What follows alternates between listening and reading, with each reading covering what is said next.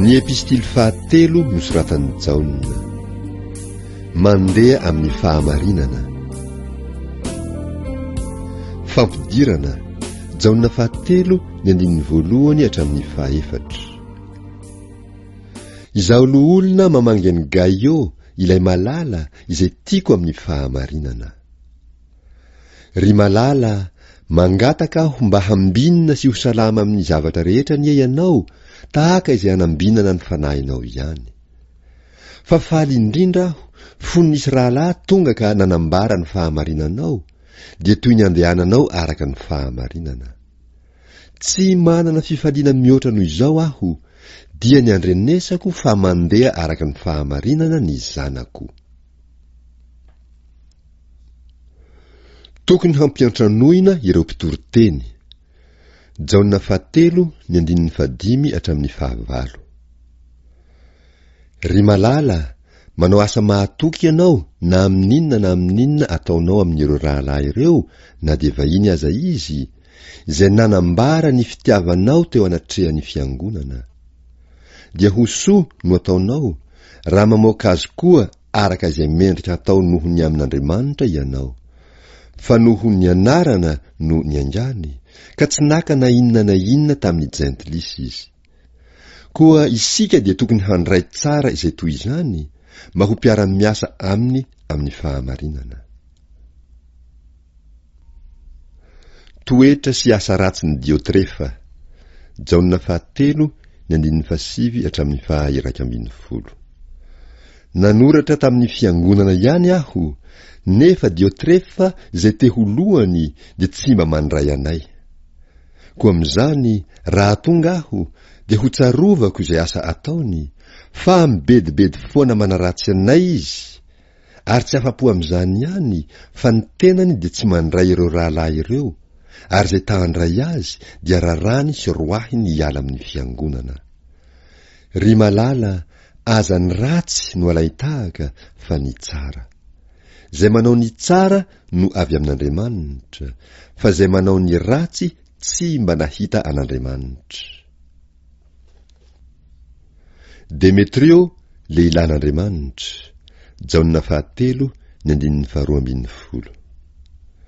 Demetrio dia tsara laza amin'ny olona rehetra sy amin'ny fahamarinana koa. Ary zahay koa manambara izany, ary fantatrao fa marina ny fanambaranay. Famaranana. Jaona fahatelo ny andininy faha-13 sy faha-14.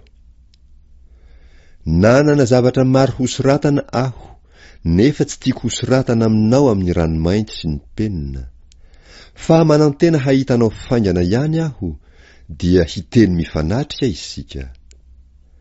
Ho aminao anie ny fiadanana. Ny sakaiza ty manao veloma anao. Veloma amin'ny sakaiza tsirairay, araka ny anarany avy.